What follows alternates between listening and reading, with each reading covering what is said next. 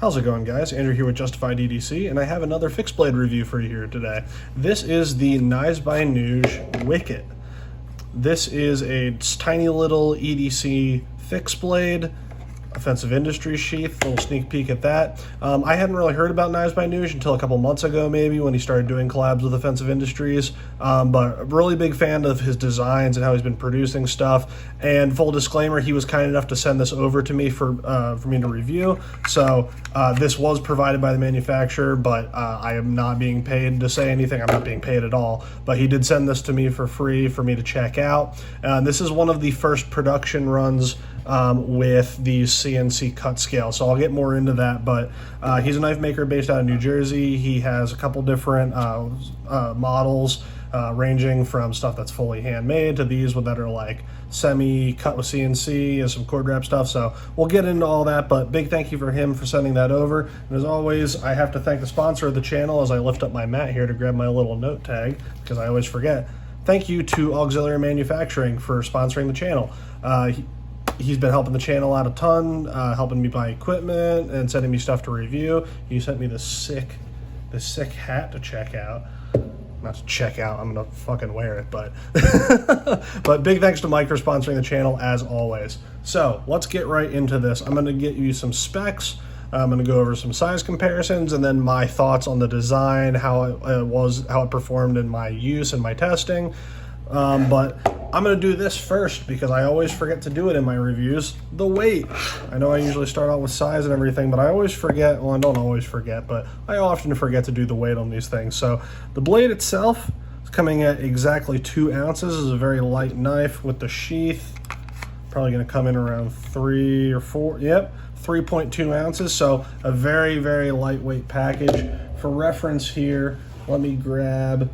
This is a case medium Stockman coming right in at 2.4 ounces. So if you can throw a traditional knife in your 5th pocket, you can throw one of these in your 5th pocket. It's not a hard knife to carry. So you're very lightweight knife. Let's get some sizes on here for you. So bring this up here. You're looking at about a 2-inch blade, or like about 2 inches of cutting length. Goes about 2 1/4 back to the start of the scales there. Overall length of just under 5 inches.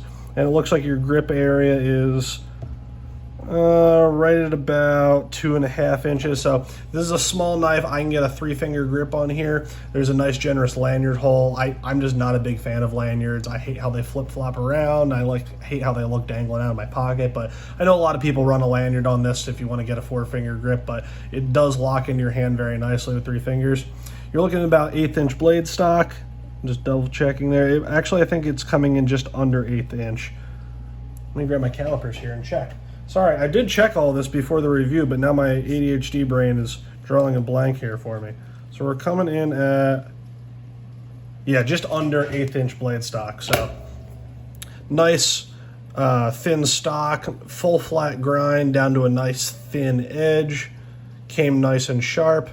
These are CNC cut G10 scales, bolt-on scales, so if you were so inclined to make your own scales, you could obviously swap those out. I'm sure maybe down the road he'll sell scales separately. These, again, this was the first time he was doing these CNC cut scales. He was doing all of these by hand, but he had these sent out.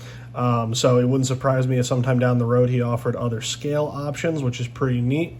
Let's get into, oh, and this is a Nitro V blade right there, as it states. He's making some of these in Magna Cut. I believe there was some talk about doing some in ADCR V2. I'm very happy he sent me the Nitro V one because I love Nitro V. I'm not exactly sure what his heat treat is on this. I don't think he's doing the same heat treat as Auxiliary and Offensive and BW and Kistner and all of them. But Nitro V is Nitro V. From all of the things that I've heard, his steel holds up very well, and from my testing, it held up very well. So I would assume this is heat treated properly, but love Nitro V. Let's get you some size comparisons, because when I saw this originally, I was like, oh, that's a small knife, but I don't think I realized how small it was until I got it in hand. There it is just in my hand, which I apologize for the state of my hands. I just got off of work and I'm all cut up and dirty, but I just wanted to get this review out before my mind wandered elsewhere. So let's get you some size comparisons. Some other small fixed blades. Here is the Auxiliary Manufacturing Sumi. One of the things that was in my pocket today, the Offensive Industries Fenrir L, which is the longer handled version of his Fenrir model. So not large knives at all. Get those off of here. Another thing that was in my pocket here that I don't know if I've even shown on the channel before. Here is the Sosby Blades Runt. I've seen this called the Runt. I've seen it called the Fang by one person. These are very rare. I'm getting off track, but anyways, very tiny little knife there, just to give you a size comparison. But I think this is the one that's going to kind of blow your mind a little bit. Here's an Essie Azula, which is not a large fixed blade. Generally, I would say by most of the community, considered to be a pretty small fixed blade. But I'd kind of put this in the same vein. It's kind of like a shrunken down Essie Azula. Obviously, a lot of the design cues are different, but the Essie is not a large knife. It's a pretty small fixed blade, but there you can really see the difference. If I put these, line them up there, very small little fixed blade there. And let me pull out some folders as well, just for some of you that might not be as into the fixed blade world. Here is this is a Gonzo, but it is the same size and overall profile as a Spyderco Delica. Here is let's see what else. We have another Spyderco, the Spyderco Para 3. Again, not a large folder by any means. Here is a Hogue Ritter RSK, larger folder. And let's do another Hogue. Here is the Hogue Deca. So there you go. So pretty much all of these knives are kind of dwarfing the Wicket here. Now, he does make a version. He just came out with it a couple weeks ago, I believe. It might have been a little bit longer than that, but the Wicket XL, which is just a sized up model of this, probably a little bit closer in size to the Essie Azula, but same knife, same overall profile, blade shape, everything, but just a little bit larger so you can get a full finger grip and a little bit longer of a blade. So now that you got your specs, you got your size comparison, let's talk about my experience with this, what I think of the design and my use and everything.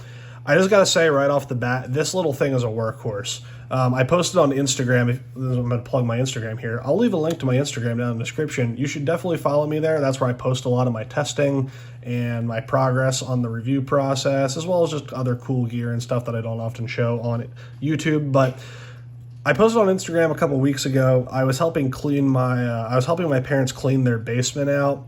My dad has a 3D printing room down there. Him and I run a 3D printing business on the side together, but all the stuff is in his basement. And he has collected so much cardboard and all these boxes, and I went over there to help them clean it out. And I decided to only take this knife with me because I just gotten it, and I was like, let's see what this little knife can do. And I knew if I took a larger knife, I'd be tempted to put this back in my pocket and pull that out, something that was a little bit more suited to that much cutting. But I was like, no, we're just going to take this. We're going to see how it does. Well, I completely dulled the edge in one day. But that being said, this little thing worked. It was comfortable to use the whole time, for the most part, as comfortable as a little 3-finger knife can be. I broke down literally hundreds of boxes. I think I filled like 8 industrial-sized trash bags with broken down cardboard. There's some others, and I filled the entire recycling can with cardboard. This little knife went to work. It was comfortable to use. The edge held up as well as Nitro V is going to hold up. If you're not familiar with Nitro V, its main draw is that it's a stainless that's also very tough. It's similar to like a 14C28N, if you're familiar with that steel as well. It has decent edge retention, especially when heat treated properly, but it's mainly known for its toughness while also being a stainless steel. So as Nitro V goes, it held up very well. Again, by the end of it, I was really pushing through cardboard, and I went home and sharpened it after that. It was very easy to sharpen up, and it's been working ever since then. But I was very impressed right off the bat with how much work this little knife was able to do. You can see, I don't know if you can really tell, it looks a lot worse in person, but kind of back here you can see what that coating looked like before, and then you can see how shiny and marked up it's gotten. I've done a lot of cutting with this little knife. It's done very, very well. So with that full flat grind coming down to that nice thin edge, let's see if I can kind of show that off there, see how thin that tip gets. which with Nitro V, a little tougher of a steel, you can do a little bit thinner of a tip. But it slices very, very well. I used it for a little bit of food prep. I carried it at work a couple days. You know, if I've talked about that kind of stuff before, what I do with that. And I have not found that I needed another knife to do what this can do. Very pleased with the performance on it. Now, a couple of design things that, again, I'm just going to kind of nitpick. Overall, very happy with this knife. A couple things that I would kind of nitpick here. One was the spine. This came as, and I don't know, again, with the coating and everything, I don't know if this was an actual 90-degree spine. But I know he does a lot of stuff in kind of the bushcraft community, and I know you guys, you bushcraft guys, you really love your 90-degree spines to be able to strike a fire steel. That's awesome. That's well and good. I have no problem with that. Personally, I don't do a ton of bushcraft. I love hunting, I love camping, all that good stuff. But my everyday life, I don't need a 90-degree spine. And so it was just a little bit sharp on my thumb, especially because when you have a longer handle, you can kind of choke back on here and just kind of put your hand or your thumb on the spine of the knife where the scales are, so it's not as sharp. But it kind of sits you back far away from the blade. You really have like a 2-finger grip then. So you're kind of forced to, with a lot of cutting, put your thumb up here or kind of do these kind of pinch grips, which I'll talk about. But it was just a little bit sharp on my thumb. So what I ended up doing is taking some like 80 grit sandpaper and just sanding those edges down a little bit so they're a little bit softer. And so you can kind of see how that's a little shiny there where I knocked those edges off. And that was a much more comfortable experience for me. Similarly, down here, where the ricasso is before the sharpening choil, these edges were just a tiny bit sharp too. So when you kind of forced into this one grip in your traditional like saber grip or whatever you want to call it, and it kind of just dug into my finger ever so slightly. Not enough to like really bother me. I've had some knives where I'm like, God damn, this is uncomfortable. It was not uncomfortable. It was just every once in a while, the way I would turn the knife or something, it was just a little sharp. So again, I just knocked those edges off. Not a big deal. Sharpening choil, I don't know if I think I talk about this every once in a while. I'm not a fan of sharpening choils. I don't like them. I think it's a silly argument to say that like something like this that doesn't have a sharpening choil, you're like, oh, you lose that. Like when you start sharpening, it starts to make that smile and then you lose that bit of sharpened edge. Okay, but if you cut a sharpening choil in here, you're losing that bit of cutting edge too. So I don't really understand the argument. I've never liked sharpening choils. I can sharpen just fine without them.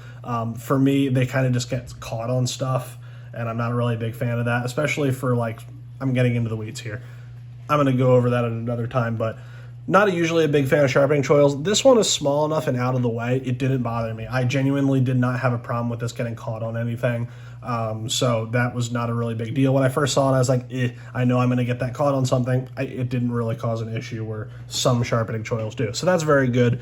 And again, I don't know if I talked about this earlier, but I mentioned that these are the CNC cut scales here. So this is kind of like in between like the custom and production kind of side of things. This is a water jet cut blank for the blade, and then the scales were CNC'd. He sent out to have those made, and then in-house he ground the bevels, he sharpened, he did all the finish work, so putting this finish on, he put the scales on. So a lot of stuff still done by hand, done in-house there. But this is kind of his in-between model to bring the price down a little bit and make them a little bit more available for people to be able to get them more often. So just a disclaimer there, he does have like full custom ones with like micarta scales that are textured, which I really like. I really want to get one. And he also makes these with like a jute wrap handle for you bushcraft guys that love your jute wraps. Don't get me wrong, I love jute wraps too. Don't worry, I'm not making funny. I feel like I'm ripping on bushcraft guys here a little bit, but so yeah, those are really my only nitpicks. Other than that, it's very comfortable, even in like, obviously, I don't know why you'd be using this little knife in a reverse grip. It actually locks into your hand really well with this deep finger notch here and that little bit of a guard. and then you're able to kind of just put your pointer finger on the top of your index finger, and it really locks into your hand. So I don't know why you'd need to be using this in a forward grip edge out, but you can. I actually found it very comfortable to do pinch grips with. I usually like when the ends of scales are kind of slimmed down here, kind of scalloped down towards the blade a little bit more for those pinch grips, similar to like a paring knife, kitchen knife. But the way these are done here, it's not sharp, and it kind of gives you a little bit of a ledge. You can kind of pinch and pull this back into your hand, which I actually prefer with smaller knives. With a larger knife here where you have a bit longer of a handle, I like it to be a little bit more flat because you're dealing with this laying back in your hand. But with this, where you can kind of put the pommel of the knife into your palm and then kind of pull it towards you with that ledge, that works really, really well for pinch grips. And this is actually the grip I found myself using this knife in most, even for breaking stuff down, for doing cuts on tables, that kind of thing. Very easy to get your finger out here to the tip. Obviously, very small knife. Again, you can put that into your palm of your hand, do those kinds of draw cuts. Even your forward grip edge in, those kind of like, again, for you bushcraft guys, I did a little bit of wood carving with this, and it is very easy to do those kinds of grips. That's very comfortable, especially after I knocked that spine off. Your reverse grip edge in, again, I don't know why you would want to do this for any kind of defensive use with a small knife, but I actually did find if you don't close your hand fully where the edge is biting, it's actually very comfortable to use this like this to kind of get under stuff. I was cutting zip ties, so I had to kind of get under them like that and pop them. That was very comfortable. So unconventional grips, conventional grips, this works really, really well. Overall, guys, very, very pleased with this knife. I don't really have anything else to say about it. It's pretty straightforward. Again, the sheath. Oh, this is one thing I wanted to talk about. See, ADHD brain. The sheath. Offensive Industries Deep Carry Pocket Sheath. Awesome as always. I love these sheaths, especially for a small knife like this. It's great to be able to pocket carry instead of having it on your belt. The one thing that I'm not a fan with on this sheath, and this is not a knock on Josh, how he made it necessarily, but just how it was requested. I don't like the larger Discreet Carry Concepts clip on here, and I wish I would have brought out like a pair of pants or something to show you. But when this is in your pocket, all of that is sticking up out of your pocket. So this clip is sitting really high, because let me try to show you on another one. So like on the Arabisk short here, this sheath, there's still length of that kind of raised portion of the kydex out in front of that clip, so that it pushes your pants up in front of that, so things don't get caught on that clip as much. On this one, and he said he requested this clip specifically because a lot of the bushcraft guys wanted to carry this like inside the waistband on their belt, and I did that. It works very well. I like to pocket carry my fixed blades. So for me, with no extra length sticking out there, and all of that sticking above my pant leg, I was getting this caught on stuff constantly. It was driving me nuts. I had it in my pants at work. I had it in my pocket at work, and I kept getting it caught on stuff. Got it caught on like airline, on the table, on the chair, and I was like, all right, to hell with this, we're putting it in the waistband. It was actually very comfortable to carry inside the waistband. So for the intended use, I understand why he put the longer clip on here, why he requested the longer clip on here. I just don't think it works as well for pocket carry. I would much rather see, like, this is the Sumi sheath from Auxiliary Manufacturing, the smaller Discreet Carry Concepts clip, because you have all this space out front. It's a lot less sticking out of your pocket, and you don't need to be able to clip it onto a belt. You can just pocket carry it just like that. I would actually prefer one of these clips on there, but again, that's my personal preference. This is not a knock on Nuge or Josh or anything like that. It just, I found it to be quite annoying to have this in the pocket with that much sticking up. So that's something to be aware of. He usually sells it with, and let me see if I can find it here quick. I forgot to bring out the stock sheath actually. 1 second here. Here we go. So this is the stock sheath that it came with, just regular fold over kydex. I put a soft loop on it. This is the sheath that they'll come with. Has a little thumb notch here to be able to pop the kydex off. It's very well done for just a standard fold over sheath. The edge isn't rubbing. The retention's great. There's no rattle. Easily pop it off with your thumb. If you wanted to belt carry this would be a great option. He sells the Offensive Industries sheath separately. So the reason I wanted to talk about that clip issue is just so, like, if you were like, man, I really want to pocket carry my sheath, I might ask Josh directly if he can make you one with the shorter clip. That's just my 2 cents. If not, I would just stick with the standard sheath. And I probably will have Josh make me one with the shorter clip because I really love carrying this knife in pocket because of how small and light it is, but I just wish the clip was shorter. So there's my little schizo rant out of the way. Just my 2 cents, guys. This is a really awesome knife. Go check out Knives by Nuge. I will leave links to all of his stuff down on Instagram. Go check out Offensive Industries as always. Please go check out and support Auxiliary Manufacturing for sponsoring the channel. If you have any other questions, guys, about this knife or anything else that I showed, please leave a comment down below. And as always, I will see you guys in the next video.